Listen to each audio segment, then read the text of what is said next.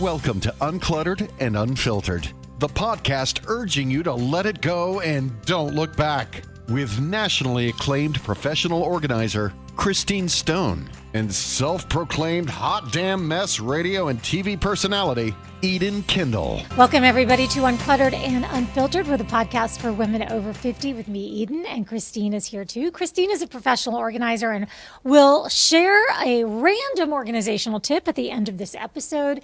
And I want to tell you right now, this episode may have some trigger alerts, as they say, but we're going to try not to make it too deep, too dark.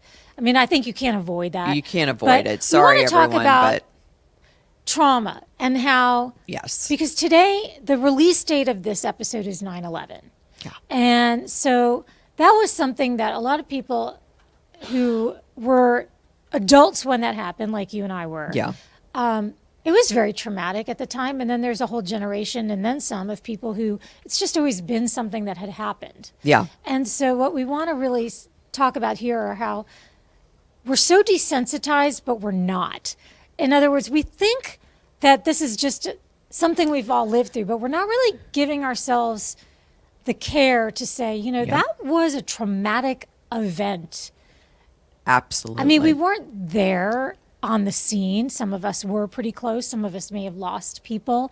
Some of us may, but whether it's 9/11, and we'll talk about some other newsworthy events that traumatized us all, and some that were just more specific to us. Mm-hmm. But you almost don't give yourself, like, if you were to sit down with a therapist right now and talk about your life, you wouldn't include that because we've all been through it. Right. We all did that. But shouldn't you? Because it is something you went through. Yes. I mean, you wouldn't think to say it, but you did go through it. Well, you know what? Why I agree with you on this? Because every single year, somehow, I don't know if I'm a glutton for punishment or what, but I watch one of the things that's running on National Geographic Channel or wherever on one of the, and without fail, I sob uncontrollably. And I'm like, I think I have some unresolved issues on this, because it's like it happened yesterday. Yeah. I mean, I get so emotional on 9/11. I don't feel like celebrating anything on 9/11. I just feel like it's still a day of mourning for me personally. Yeah. So yes, I agree with you. I think people just stuff it away like we all do when traumatic things happen and hope it never rears its ugly head. But every 9/11, it rears its ugly head. And I don't know about you, but the younger people who've never lived through 9/11, you kind of get almost annoyed that they're like blasé about it, but it's not their fault. Well, I mean, it's the same way when we heard about things like Pearl Harbor and D-Day and, you know. Or JFK. Or JFK. You know, we weren't grown-ups that had to understand that this literally was happening in the moment it was happening. Right. So, and there have been so many things throughout history like that. I mean, tsunamis and earthquakes and the flooding and, you know, recently. And I mean, the stories are just horrible. And we've both put together some things that I don't think we're giving, I don't want to say credit, because credit's not the great word, because on the one hand, we talk about, everything's not traumatic, it's just a bad day. And that is true for a lot of things. Right. But then you also have to respect what we've been through. Well, like you were saying when we were talking earlier, it's how did that change everything in your life? I mean, how we go to airports now, it was never like that. You never had to do all the airport things that you have to do now. And that's kind of a big pain. And while it's a big pain and it's inconvenient, when it first started happening, it felt so scary. Now it feels like a pain in the Right. But at the time, you weren't even thinking about it feeling like a pain. I remember once I had to dump some breast milk that I brought with me in a bottle. You know, too much. I mean, it's just, it was so scary. And also one thing about 9/11 that I don't think enough people, well, they may talk about it, but I just haven't heard about it, is how close everyone felt to each other. I remember going to the grocery store like 3 days after 9/11. Everyone looked the same. It was like The Walking Dead, just sad. They looked like they'd been crying. Everybody was so nice. Everybody was so friendly and so nice, almost like a wink of the eye, like, I get ya, I hear ya, Yeah. I'm feeling it too. It just, everyone, there was no politics. You know, everybody was just together, and like, we all had a secret that we all knew about together. And you don't get that anymore. You know what I mean? It was a time that where everybody was sad and struggling on how to cope with it. You know what I mean? So I think it changed a lot. Yeah. I think it changed a lot with your innocence for your kids. Like, I remember going, oh my God, what if they were like, you know, you started to what if everything because your kids were young, and you're like, oh my gosh. And that kind of brings us to some of these other life events that are traumatic. And granted, they're more traumatic geographically or physically if you knew somebody, but there have been so many school shootings. Ugh. Obviously, I mean, I'm trying to pull this out. This isn't pulling this out of the deep and dark here, but you know, for me, Marjorie Stoneman Douglas in Parkland, Florida, was that high school wasn't built when I was a kid, so all those kids went to my high school. So that's a lot of my friends have kids there, or had kids there when that happened several years ago, because it was a high school and my age had high school kids. So that was a traumatic thing for the country. There's always one in your geographical area, I hate to say. Well, it was in my daughter's school. Yeah. Yeah. Yeah, well, that's one that happened locally here in where we are in Jacksonville, Florida. And my daughter was there. And the student shot and killed his principal. Yeah. Yeah, it was the worst day of, I mean, I didn't think anything could top 9/11. I really didn't. But, you know, I never in a million years thought that would happen at my own daughter's school. Never. If you would have said that, I would have said, you're crazy. Okay. And to get a text from my daughter saying, we're under our desks, they've locked the doors, there's someone outside shooting.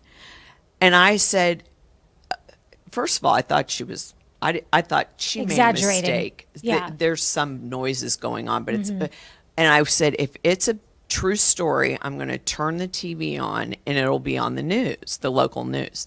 It was on the local news. Now, I'll never forget this. I had a stove repair guy who'd already pulled the whole entire stove out in the middle of the kitchen. And I was so hysterical that I had some random guy consoling me that I've never met in my life. Let me ask you, when you turned on the news, had it been resolved yet, or was it still ongoing? No, it was still ongoing. Okay. So in my mind, I said, I'm just going to get in my car and drive. Yeah. Even though I knew they wouldn't let me near there in my Sure. mind. But I said, I don't care if I have to get out and walk the rest of the way. It could be a 15-minute walk. I'm going to do it. And you know me, I don't like exercise. I know. So he said, you go. I mean, he could have stolen This my is whole the oven thing. guy. Yeah, the oven guy. I'll put it back. And I'll fix it and put it back while you're gone. So I jump in my car, and I don't even remember driving. That's why you should never drive during Probably traumatic not. events. And I realized that because you don't even remember doing it. No. I mean, Muscle memory got you there. yeah, I just drove straight. I mean, that's all I knew, just drive straight. And I was trying to get in touch with my husband, but he was in court where his phone was off. So I got in touch with his secretary. I was an absolute wreck. And then they resolved it. It was very terrible. sad. And then they escorted all the kids to the parking lot that drove, and she was in 10th grade, so or 11th grade, so she was a driver. So I turned around, she said she was already in her car on the way. And I can tell you don't, I mean, thank God, none of the students, but that principal was one of the nicest people you'll Very ever beloved. meet. Beloved by everybody. And so many people saved the kids that day that are heroes that, every one of these, I think now my daughter is in private security, and she was one of, I think, 5 other women doing a video on women insecurity, and part of her video was how she was involved in a school shooting and she's never forgotten it, and how this is why she chose this career, is to protect other people. And so I think people don't realize, you know, how these things affect you forever. It's forever. Like, even talking about it, I get choked up, because all these kids now come to my house as adults and they have just compartmentalized it. They don't even really talk about it. They don't think about it. They barely remember it. And so I think that's what trauma does to you. It just, you can't put one foot in front of another if you don't somehow put it in a compartment. You know what I mean? Yeah. Yeah. Absolutely. Yeah. And trauma, you know, nobody is giving points for who's suffered it the hardest. No. So trauma is trauma. So on the one hand, you could say, well, you know, she was there. She was there. But that doesn't make it not traumatic for a kid at another school now is worried that it's going to happen there because they saw this on the news. It's traumatic for everybody. Millions of people Yes. who saw this story when it went worldwide. It was a very big story. Well, and I also think, like, I remember my daughter the next day when she was very upset, like very upset. And she said, if only I would have sat with him at lunch, because he always ate alone. Oh, see, you can't. And I was like, you know what I mean? Yeah, you can't. No. You can't second guess that. But No. that's just another piece of it. Yeah. That's a piece of trauma. And, Right. you know, if we had a psychologist or psychiatrist on the show right now with us, we could get into that. But Right. that's not what we're trying to No, do. We're not trying no. to solve it, cure it, No. name it. We're just trying to explain to you that whether you not you, if someone said to you, have you had any trauma in your life, and your answer was no, we're here to say, really, because I think you have, and you're just not even Right. recognizing it as Right. what it really is. I so agree Might not with be that. first degree, Right. but it's Yeah. traumatic. Yeah. COVID was traumatic. It Well- was a life-changing, difficult situation. Well, COVID's so traumatic that when I was telling my husband what we were doing for this episode, I read my list and he goes, what about COVID? I didn't even have that on my list because it was so traumatic for me. Yeah. Because we were living in a rental that we had to be out of by May 1st. And the girls came home. And the girls came home. So we're all living in a teeny tiny rental that we thought just me and my husband would be living in for a renovation. They had already ripped out the ceilings, ripped out the walls, ripped out everything. So we're like, I don't think they're going to be able to put this back together. And for all you knew, it was going to be a 5-year deal. Right. Like, what if everybody goes home and doesn't come back for, whatever? And so then the girls, like 2 adult daughters who you never thought would live with you again, are fighting like they're 12. I mean, the whole thing was just so traumatic. Oh, absolutely. And I remember being here. We're recording this at the TV station where I work. And I remember that first memo saying that we were going to have some work from home time and we're going to spread out more. And I'm like, really? It's that big of a deal? And then this is a news station. Right. And I was just like, wait, oh, wow. Like this is hitting us. This is Right. happening. You know when I really got worried? When my husband got worried. My husband doesn't worry about anything. Do That's you have my job. that? He's your person. He's I my have person. I have people like that in my life too. That He if is they're my not person worried about I'm not gonna anything. worry. Yeah. Nothing worries him. Not one thing. But when they get worried, boy, woo. Even 9/11, he was like, "It's going to be okay." You know what I mean? Yeah, Like, they're your it's going to rock. be okay. Yeah, he knew he had to be like my rock for that because I was a wreck. This, no, he was worried. Mm-hmm. I mean, and I was like, "Uh-oh." Like then I was really quadruply worried. And then also my mom was Mm-hmm. was gonna older, so say, then I aging worried that my parents. mom was going to get COVID and she's elderly, so I'm like, that's not good. And but what I did is what I always do. I go into the mode of just stay busy. Yeah. Busy, busy, busy, busy, busy. So I still worked. I still had to do stuff to How did you work? Because you and I, that's so interesting. I know you and I did some things where we did a couple we things. did work together. Yes, because we you worked would record together. them at your house. Yes. And just send them to me. We would put them on TV here. I was recording from my rental house. Yeah. So you still work. But what about for your clients? Did you go to their homes? Well, you know what's funny? The first 5 months, like from February 2020 to like June 2020, no, everybody was freaked out. But Yeah. then all of a sudden, Yeah. the seas parted. I don't know why, and I didn't ask because I needed to stay busy. Everybody wanted, and then I figured it out. No one wanted to sit home with all their crap anymore because they couldn't Right. go out. So they're like, I can't do this even another day with my husband home, all our crap in here. It was like double whammy. So they were like, just come, I'm begging you. So then I got the busiest I'd ever been in my whole life for like a year and a half. I mean, just everybody could not stand it. People were downsizing, people were buying new houses. Just, it was crazy. Yeah, the market went nuts. The market went crazy. So I kind of had the PTSD, whatever it is. After I was back in my house, everything was put together. All the workmen finally left, which took forever. And I had like a mini meltdown. I was like, I never let myself have that moment because I thought if I have it now, I'm in big trouble. And I just gave myself the grace to spend like a few days being really, really glad it was coming to an end, almost like things were turning and, but I don't know about you. I always like to give myself a little bit of grace and then I pick myself back up and get on with life. I call them wallower days. Like I'm just going to wallow and be sad. Let me just be sad today. Let me just be And so we've knocked out a couple of life events. What are some of the other things that you feel were like super traumatic that are just maybe newsworthy events where we can all really think, you know what, we were all in that together. We just didn't know each other. I think the Challenger. Oh, I remember. You obviously remember where you were. I was in class. Because you're younger than me, I was going to work and I'll never forget.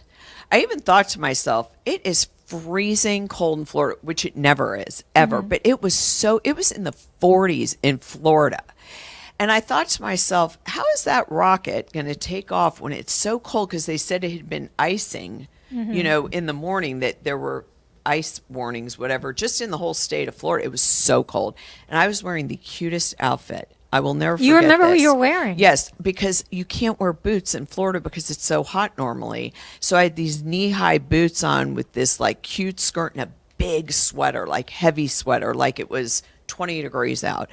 And I literally got to work and heard about it. And I thought, this is the most tragic thing. I mean, I don't know about you, but it was just so sad. Oh, yeah. I mean, just the idea. Yeah. And I see on TikTok all the time, you think you have trauma. I was like in third grade and they wheeled out the projector to watch the teacher go up in space and then it exploded and they wheeled it back out and kept teaching. I mean, that's kind of how it was. Yeah, people like, just didn't. They didn't understand or what to do with it. Yeah. Ugh. Just the thought of it. I remember sitting in the classroom. I was at University of Florida and a kid in the class had on a radio. He had headphones on in the class. I don't know why, if we were doing something why he would do that, but he announced it. Like he interrupted the class and was like, I just want to tell you guys that the challenge. Oh my God. That would be even. Yeah. Everyone's like, what? First of all, why are you listening to the radio right now? Exactly. And also, yikes. Oh. Yeah. Gosh. I also have Adam Walsh. Okay. I'm glad you brought that up because I remember that very clearly. That's really the first time, and that's John Walsh from America's Most Wanted. Is that the one? Yeah, America's Most Wanted. I remember there would be, you'd start seeing signs everywhere for missing kids. That's where you really started to realize this could happen to a child, because I was a child, and I was like, what? Right, and I remember seeing him on like Good Morning America, talking before they knew he had passed away, right, and begging for him to be returned and people trying to find him. What year would that have been? Gosh, I was in college, I think. Okay, so I wasn't that. Wouldn't have been a child but I was then. from High Florida, school. so I still was went big. back and forth, Yeah. because I was in college. I might have been a freshman, I think, in college. Because I remember the news headline was, "The head is Adams." And I mean, I still to this day remember that teaser coming up tonight. "The head is Adams." It was And like, I think that moment of the whole Adam Walsh thing, especially if you lived in Florida, but it was it was everywhere. Sure. But they had like the code Adam at all the stores now. right, yeah. But also, I remember because leading up to it, you would see all the signs. All the signs that he Right. was missing, and then so you felt like you knew him. So then, when you heard the news after, Yeah. that was very traumatic. And also, I think that was a lot of loss. I wasn't a mother at that time, but I know moms who were like, they didn't even imagine they'd be going to the mall or whatever, and something that tragic could happen. And I think it really affected America, like the world, that now you can't leave your kid for 1 second, not even a half a second, because you never know who's waiting, to just snatch them. And I think that is a loss of innocence for a lot of America, that you didn't have before the whole Adam Walsh thing. Not to say it didn't happen, but this was just so public. I mean, really so public. And so many things that happen these days, we are desensitized Right. to because of the internet, because Right. everything. Like what's happening in every community, not Right. just your own. Right, exactly. But for us, we were in South Florida. I mean, I think living in Florida, you couldn't get away from it. And Yeah. and the guy that was accused of it was also like a Florida serial killer, so you heard all about him all the time. I don't know. Yeah, tragic. Speaking of serial killers, Ted Bundy. yes, that was another traumatic thing for the FSU sorority killings that was affected everybody. I think life change. I was in a sorority in college, and everyone's like, you have to have your Bundy stick in the door. You have to no propping the door, or you got a fine. To come in the sorority house. Like things were different then. They used to keep the door propped open. No one really paid attention until after those sorority killings, and I watched a Hulu documentary over the weekend that just came out on the Ted Bundy tapes but they relived the whole Ted Bundy thing with one of the survivors from the sorority. And I mean, oh my God. I mean, when you're younger and you're busy in your own life and you have young kids, you don't really pay attention to every little detail. But when you're older, I'm like, what is going on? I mean, so I think that was life altering and changing for people. And he turned out to be a serial killer too. So, Right. Exactly. Anyway, boy, this is a cheerful This episode. is a cheerful episode, isn't it? Yeah. Do we have to do any more? I think we can maybe. I think we can wrap this up. Yeah, let's just call it, because I mean we could go on and Yeah. on with these kinds of stories, but the message is this: we've all been through it. You can have the sunniest life, Yeah. but we've all seen, experienced, and had our lives changed by things that are removed from us, but Yeah. at the very same time they get in your head and they play with you. So let's clean that out. I do want to ask you, kind of along those lines, and this, by the time this airs, this is we're recording this in August, I'll be honest, but Dateline Live has been announced. There's going to be a live event, Dateline, happening, and you've made the choice to be with your daughter as Who's she gives having birth, a baby. instead of doing what you really have wanted Which your is whole hang life out to with do. Keith Morrison. Okay. You have a chance to be in the same little room as Keith Morrison. I mean, I really did, but I said, no, my daughter is having my granddaughter, which nothing trumps that, even Keith Morrison from Dateline. all right, There'll be another choices time. were made. Choices were made. All right, let's have that random organizing tip. Okay, so since we're like going down kind of the memorabilia path, we are going to talk about yearbooks. And this one's very, very fresh. Not only for a client that I had who put me on speaker with her son and said, what do I do with all your yearbooks? And he asked her if she could burn them. And I said, well, that's new. I've never heard that one. But clients do that all the time. They put their kids on speaker with me, and I love listening to them say, I don't want your crap. I don't know, you know. And then I was reorganizing a closet of mine upstairs, and I stacked up all the yearbooks from both my kids. And it was almost up to my waist because my one who was pre-internet had one from early K all the way to 12th grade because that was, you know, and the other one, she's of the digital world. So she had four or five. But I told him, that's it. Come get your yearbooks or they're going in a dumpster. I mean, I can't tell you how much. I mean, to imagine they went up to my waist. That's how much room yearbooks take up.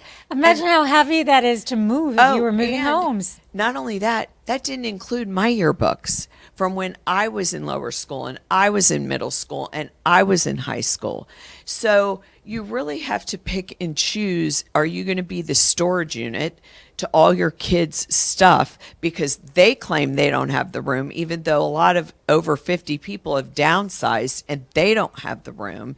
And really, if they don't want them, why are you holding on to them? If they want them, they should come get them. And I mean, I just have a feeling like even my own yearbooks, I've already said they're going in a dumpster. The minute I'm gone, they're plank, you'll hear it on the bottom of the metal of the dumpster. No one wants my yearbooks.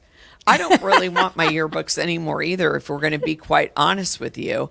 I really contemplated yesterday of dumping them, but I think for us, people used to write in them. Yes. And that's different than the yearbooks they get now where no one writes in them. At least 4 of them of my daughters, nobody had written in them because it was now digital time.